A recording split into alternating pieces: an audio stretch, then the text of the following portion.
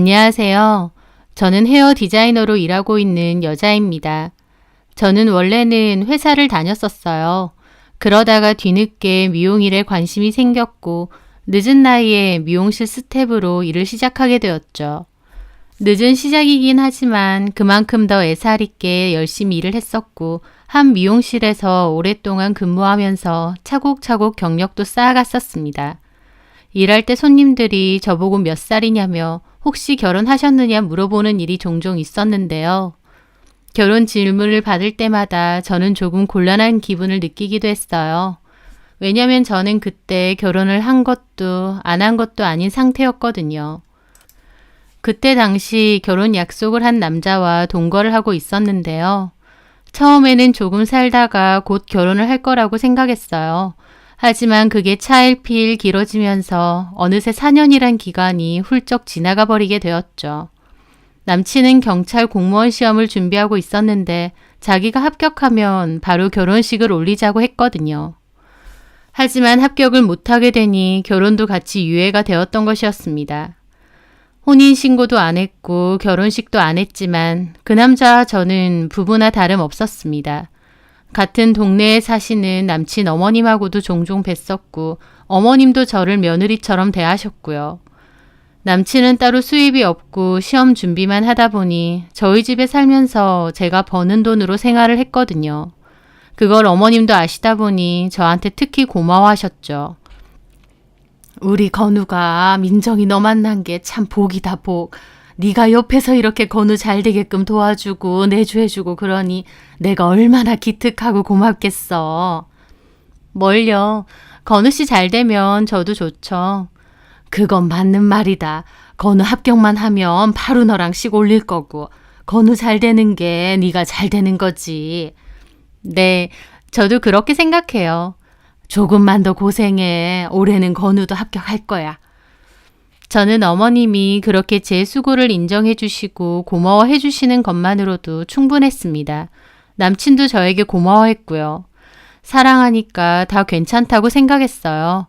남친도 열심히 공부하니까 곧 합격할 거고 그러면 우리는 계획했던 것처럼 식도 올리고 또 아이도 가지고 그렇게 행복하게 잘 지낼 수 있을 거라 생각했습니다. 하지만 남친은 그 해에도 결국 시험에 불합격하게 되었어요. 본인도 많이 기대를 했었는지 유독 더 힘들어 하더라고요. 저도 기대를 좀 했었는데 안 되니까 힘들기도 했고요. 그럴 때 어머님은 교회에 나가자고 하셨습니다.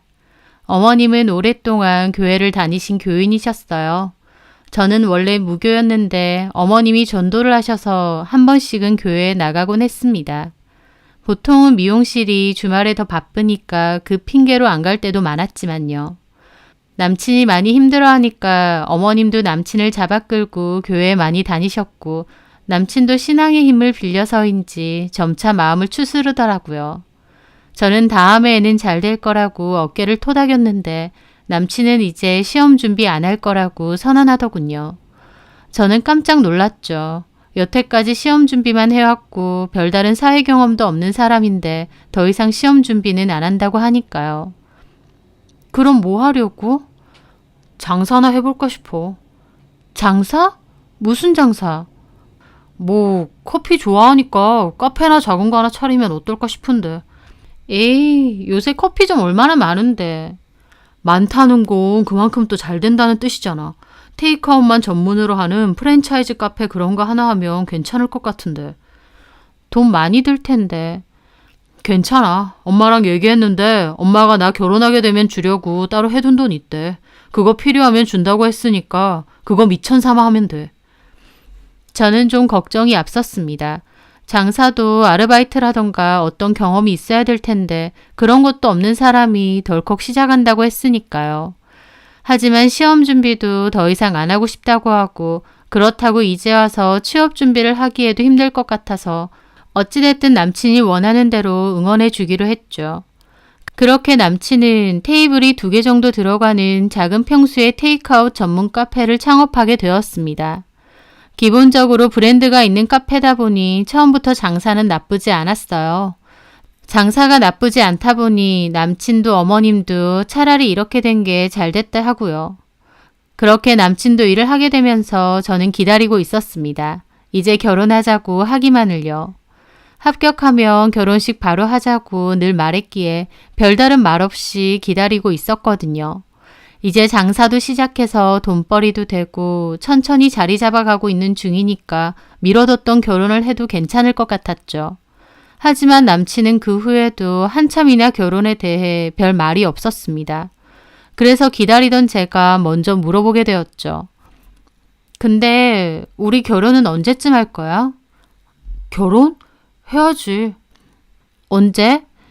자리 잡으면 해야지. 카페가 자리 잡으면? 아직은 초창기라서 좀 들쑥날쑥하잖아. 제가 씁쓸하게 웃으며 그랬죠. 어째 자꾸 이런저런 핑계로 미루는 것 같다. 에이, 무슨. 그래 그럼 내년 봄에 하는 게 어떨까? 내년 봄? 올해 열심히 해서 자리 잡고 딱 내년 봄에 하면 좋을 것 같은데. 그래. 남친은 내년 봄에는 식을 올리자고 했고 저도 알겠다고 했어요. 사실 저는 결혼을 좀 빨리 하고 싶은 마음도 있어서 당장 올해라도 하고 싶었지만 남친이 좀 기다려 달라고 하니 더 기다리기로 했습니다. 4년 넘게 기다렸는데 반년도 못 기다리겠나 싶었거든요. 그러던 와중에 한 번은 어머님의 성화에 못 이겨 교회에 나가게 되었습니다. 제가 자주 안 오긴 해도 나가면 다들 반겨주시고 따뜻하게 대해주셨어요. 그렇게 예배가 끝나고 사람들끼리 모여 담소를 나누고 있는데 남친이 어떤 여자에게 어서 오라고 손짓을 하는 거예요. 고개를 돌려보니 인상 좋고 참해 보이는 여자가 미소를 지으며 다가오더라고요. 저는 처음 보는 사람이었습니다. 남친에게 물었죠. 누구? 아, 이정미 자매님. 넌 처음 보지? 오신 지 한 달 정도 됐나? 그렇게 그 여자가 다가오자 남친 포함 그 무리의 사람들과도 가깝게 인사를 나누더라고요. 그러면서 저하고도 인사를 나누게 되었죠. 안녕하세요. 안녕하세요. 처음 뵙네요. 말씀 많이 들었어요. 건우 형제님 여자친구분이시라고. 아, 네. 교회는 왜 자주 안 나오세요? 제가 미용사거든요. 주말에 바쁘다 보니. 아, 그러시구나. 그분은 엄청 싹싹하고 부침성도 좋더라고요. 이정미 자매님은 간호사시래. 그럼 어디 병원에서? 사거리 쪽에 여성 전문 병원 아세요? 아, 알죠. 건물 4층짜린가? 거기 말하시는 거죠? 네, 거기서 일해요. 그렇구나. 그런데 남친이 옆에서 그러는 겁니다. 예전에는 대학병원에서 일했는데 너무 힘들어서 그만두고 옮긴 거래. 아, 그래? 캐나다에서 오셨대. 학창시절엔 거기에서 줄곧 있었다네. 아, 저는 왠지 묘한 기분을 느꼈습니다. 남친이 정미 씨에 대해서 엄청 잘 알더라고요. 그리고 마치 자기가 정미 씨 남편이나 되는 것처럼 나서서 소개를 하고 있는 거예요. 온 지 한 달밖에 안 됐다는데 남친과 정미 씨는 이미 엄청 친해 보이고 둘 다 성격이 활발하고 남친도 교회 생활도 나름 열심히 하다 보니 그런가 보다 생각했죠. 뭔가 마음 한구석에 묘한 감정이 있긴 했지만 대수롭지 않게 생각했습니다. 그리고 그 어느 날 저는 원장님의 개인 심부름이 있어서 잠깐 나왔을 때였어요. 남친 가게에서도 그리 멀지 않아서 나온 김에 커피 한잔하고 들어가야겠다 싶었죠. 그렇게 남친 카페에 다가가는데 저는 좀 놀랐습니다. 왜냐면 남친 카페에 정미 씨가 있었거든요. 두 사람은 멀리서도 엄청 화기애애한 모습으로 대화를 나누더라고요. 저는 얼떨떨한 기분으로 남친 가게에 들어가게 되었는데 제가 갑자기 들어가니까 남친과 정미 씨도 화들짝 놀라더라고요. 어쩐 일이야? 아, 원장님 볼 일 있어서 잠깐 나왔다가. 안녕하세요. 또 뵙네요. 아, 네. 여긴 어쩐 일이세요? 저 사거리 쪽 병원에서 일하거든요. 네, 알아요. 그때 얘기해 주셨잖아요. 알고 보니까 건우 형제님 카페가 저희 병원이랑 너무 가까운 거예요. 그래서 교대 끝나고 집에 갈 때 한 번씩 들르거든요. 아, 그렇구나. 뭐 마실래? 나 아메리카노. 그분은 웃으며 가방을 들고 일어서시더라고요. 그럼 전 가볼게요. 네, 가세요. 조심히 가요. 그렇게 나간 정미 씨는 멀어지는데 그 뒷모습을 보는 저는 뭔가 말할 수 없는 기분이 휘몰아치더라고요. 자주 와? 뭐 한 번씩? 가까우니까. 가깝긴 뭐가 가까워. 여기서 사거리면 꽤 되는데 일부러 와야 되는 거리잖아. 같은 교회 사람이잖아. 이왕 커피 먹을 거 팔아주러 오는 거지. 우리 교회 사람들 너네 미용실도 일부러 가주잖아. 뭐 교회 사람들끼리 서로 도와주고 그런 건 나도 아는데 겨우 커피 한 잔 먹으러 여기까지? 걷는 거 좋아한대. 그리고 어차피 집에 가려면 요 앞에서 버스 타야 된대. 버스 정류장도 꽤 먼데. 제 말에 남친은 어이없어 하더라고요. 왜 그렇게 예민하게 굴어? 커피 한 잔이라도 일부러 팔아주려고 와주는 거 난 고맙구만. 마음씨가 너무 예쁘잖아. 고맙긴 한데. 자, 커피. 안 들어가 봐도 돼? 좀 이따 가도 돼. 저는 그렇게 자리에 앉아 있었습니다. 남친은 쉬다 가라면서 자기도 앉아서 폰을 보고 있더라고요. 분명히 좀 전에 정미 씨랑 있을 땐 그렇게 화기애애 웃고 떠드는 사람이 제가 있으니까 폰만 보고 있는 겁니다. 저는 딱히 할 말도 없고 기분도 별로 안 좋아서 그만 가보겠다고 하고 나왔죠.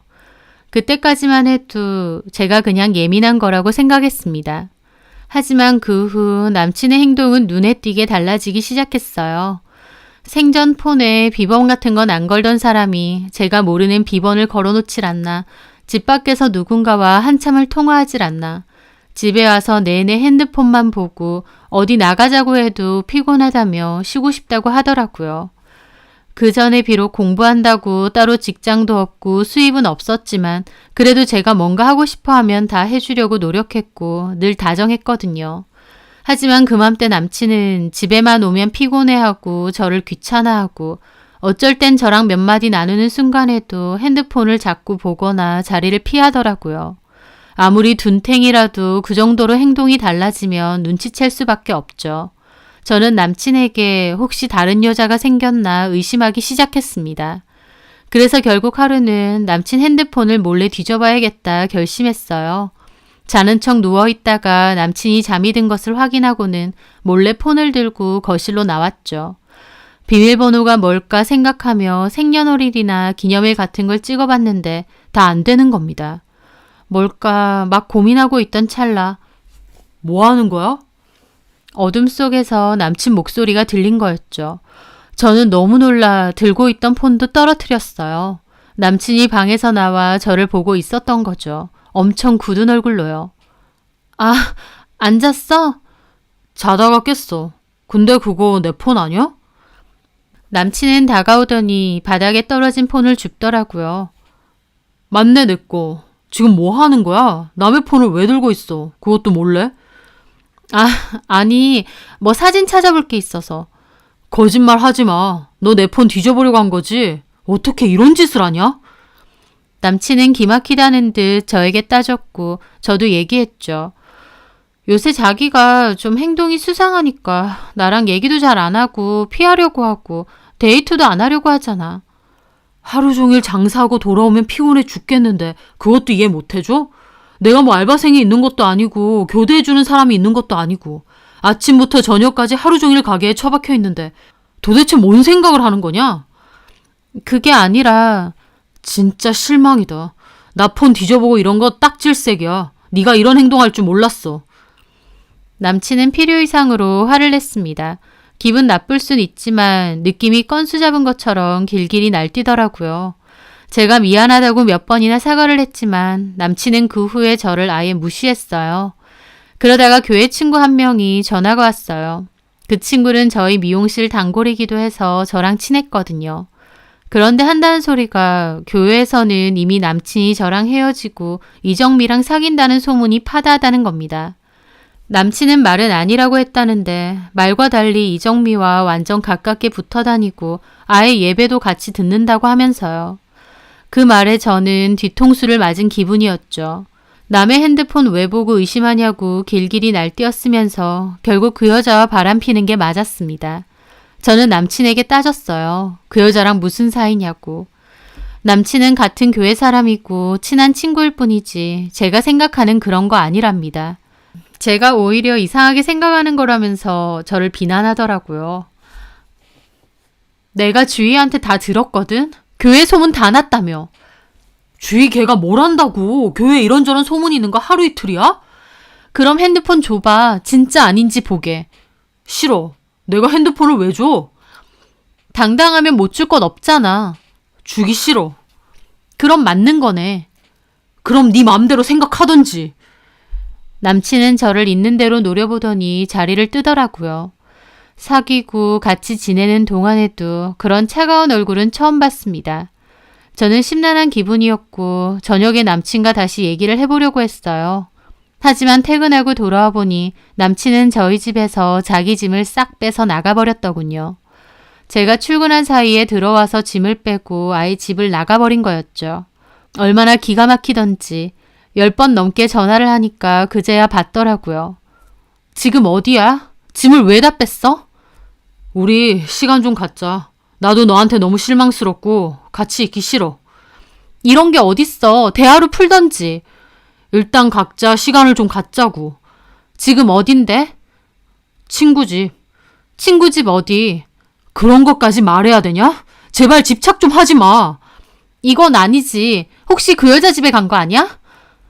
제 물음에 남친은 한숨을 내쉬더니 한참이나 말이 없더라고요. 그러더니 대뜸 우리 그냥 그만하자. 그러는 겁니다. 결혼을 약속하고 4년 넘게 동거까지 해왔는데 사실혼이나 다름없는 사이로 지내왔는데 갑자기 일방적으로 헤어지자는 거였죠. 어떻게 이럴 수가 있느냐고 진심이냐고 했는데 남친 한다는 소리가 저한테 지쳤답니다. 시험도 때려쳤고 그냥 지난달은 다 잊고 새롭게 살고 싶어. 근데 너도 자꾸 이상한 집착하고 의심하고 이제 그만하자. 결혼 전제로 동거까지 해놓고 이렇게 나가면 그만이야? 그게 무슨 상관이야. 우리가 진짜 결혼한 것도 아니잖아. 힘들다. 제발 그만 좀 하자. 그렇게 남친은 전화를 끊었고 전화를 받지 않더라고요. 저는 그 후 남친 가게도 찾아갔습니다. 거기서도 한바탕 싸웠죠. 남친은 제발 그만하자고 하고 저는 그 여자랑 바람 펴서 그만하자는 거냐고 따지고 너무 속상했던 저는 어머님까지 찾아갔습니다. 평소에 저 좋아하고 며느리처럼 생각하셨던 어머님이기에 아들이 저런 행동을 하면 뭐라고 해주실 줄 알았어요.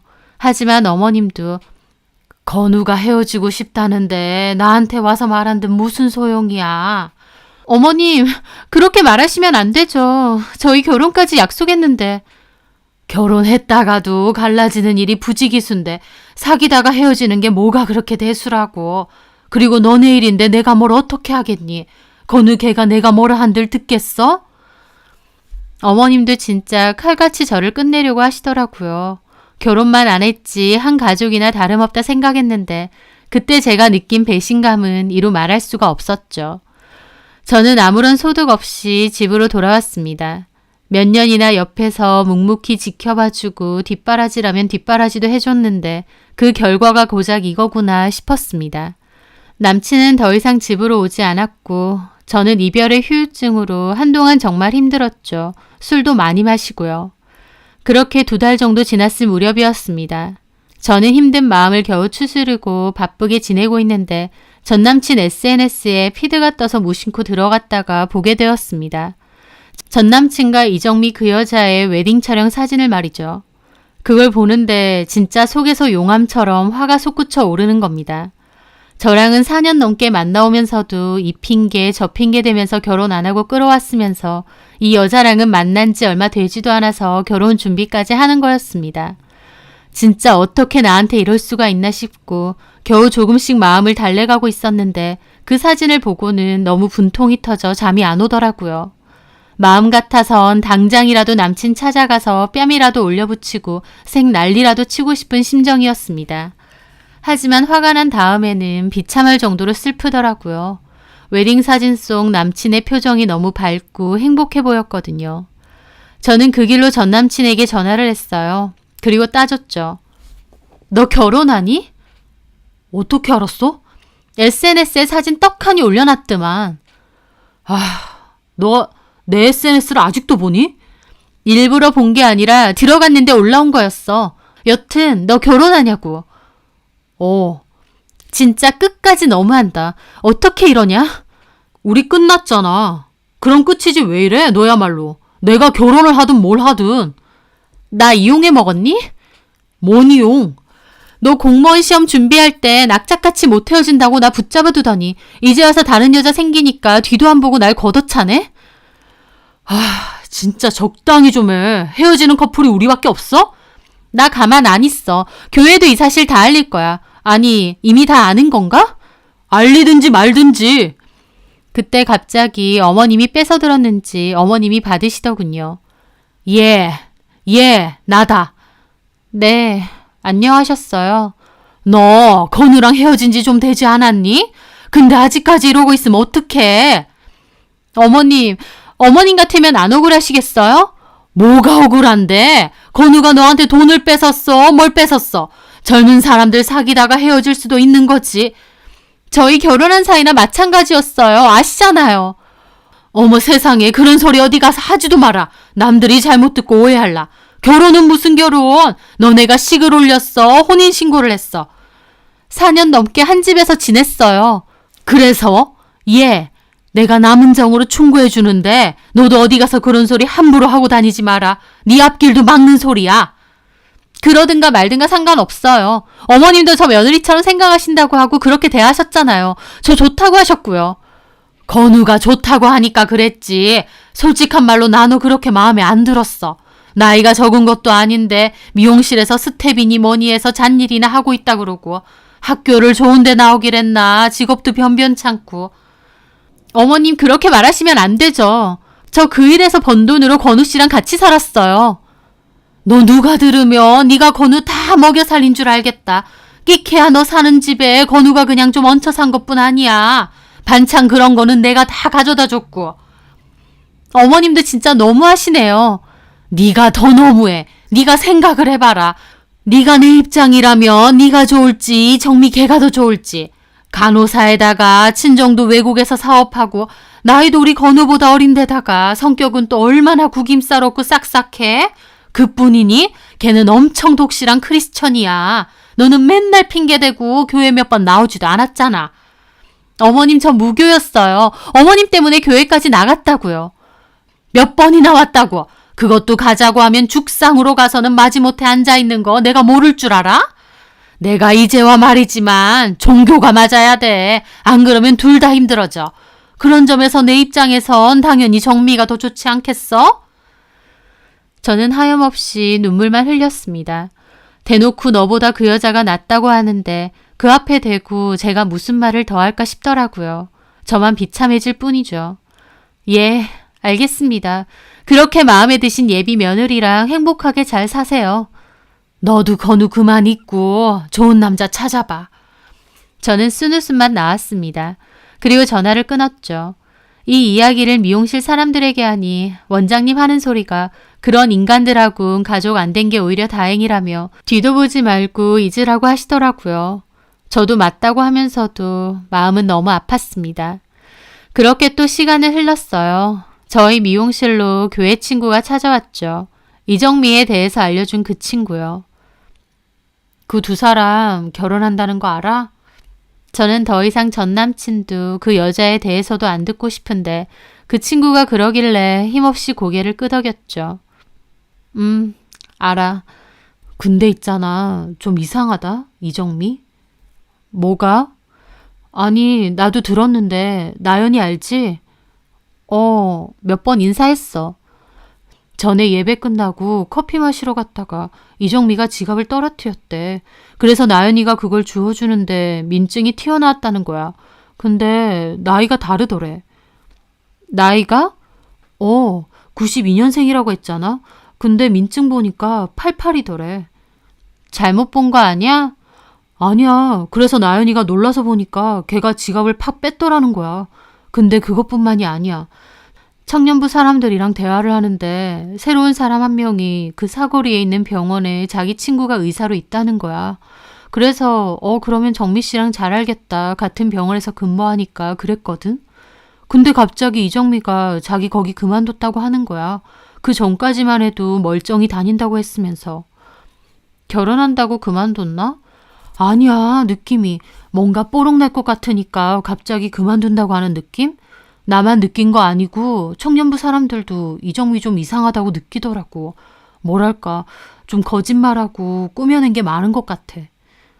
저도 그 얘기를 듣는데 뭔가 좀 이상한 사람이다 싶긴 했습니다. 하지만 확실한 뭔가가 있는 것도 아니고 또 저랑은 이제 상관없는 사람들이다 보니 그냥 그렇느냐 하고 말았죠. 그런데 그 후 뜬금없이 전 남친의 어머님으로부터 전화가 왔습니다. 저에게 대뜸 따지는 거예요. 너 혹시 밖에서 교회 사람들 만나고 다니면서 이상한 소리하고 다니니? 네? 그게 무슨 말씀이세요? 아니, 교회에 이상한 소문이 좀 도는데 혹시나 네가 그런가 해서. 저는 기가 막히더라고요. 저기요, 어머님. 저 그런데 낭비할 시간도 없고 마음도 없어요. 제가 왜 그러고 다니겠어요? 아니, 말도 안 되는 소문이 나는데 왜 그런 소문이 갑자기 나겠어. 그래서 혹시나 해서 전화한 거다. 다 끝난 사이인데 행여나 이상한 소리 하고 다니지 말라고. 저는 그 순간 못 참고 소리를 빽 질렀죠. 어머님, 적당히 좀 하세요. 어머님 말 맞다나 다 끝난 사이고 저랑 아무 사이도 아니시잖아요. 근데 전화해서 뭔데 이상한 소리를 하지 말라느니 뭐라느니 경고를 하세요? 왜 이렇게 발끈해? 아니면 그만이지. 아니고요. 관심도 없거든요. 그리고요. 만약 이상한 소문이 난다면 그게 왜 저 때문이라고 생각하세요? 어머님이 그렇게 마음에 들어하는 예비 며느리한테 진짜 문제가 있을 거라고는 생각 안 하시나 보죠? 뭐가 어째? 참 순진하시네요. 이상한 소문이 나면 한번 알아나 보세요. 이상한 여자니까 이상한 소문이 나겠죠. 톡 까놓고 건우 씨 뭐 볼 거 있다고 그렇게 괜찮은 여자가 단박에 결혼하자고 하는지 그것부터가 전 참 이상하거든요. 너 말 다 했니? 네, 앞으로 이렇게 전화하지 마세요. 저는 그렇게 전화를 끊었습니다. 그 여자가 진짜 뭔가를 속이고 있든 아니든 저도 한마디 해야 속이 시원할 것 같았거든요. 그런데 얼마 뒤 들은 이야기는 정말 놀라웠습니다. 교회 친구가 한다는 말이 전 남친 결혼이 깨졌다는 거예요. 제 말 때문인지 아니면 소문 때문인지 전 남친 어머님은 진짜 이정미에 대해서 알아본 것 같았습니다. 그런데 이름 빼고는 다 거짓말이었답니다. 나이도 그때 친구가 말한 것처럼 88년생으로 남친보다 2살 많았고 캐나다에서 살다가 왔다는데 외국엔 나가본 적도 없답니다. 간호대학 졸업하고 대학병원 근무하다가 일반 병원으로 왔다고 했는데 그게 아니라 학원 출신 간호조무사라고 하더라고요. 심지어 그전에도 다른 교회에서 거짓말하고 다니다가 들켜서 더 이상 안 나왔었답니다. 그리고 옮긴 교회가 전 남친과 전 남친 어머님이 다니는 그 교회였던 거였어요. 어머님이 사람 시켜서 그 여자 진짜 모습을 다 알아내게 되었고 그게 들키니 그 여자는 또 종적을 감췄대요. 당연히 결혼식이고 뭐고 준비하던 거 다 올스톱되고요. 한동안 전 남친은 그 여자 찾으러 다닌다고 가게 문도 못 열었다고 하더라고요. 그 일로 교회가 완전 들썩거렸다면서 전 남친도 그 일 이후로는 교회 잘 안 나오고 전 남친 어머님은 나오긴 하는데 마음고생이 너무 심해서 얼굴이 말이 아니라면서요.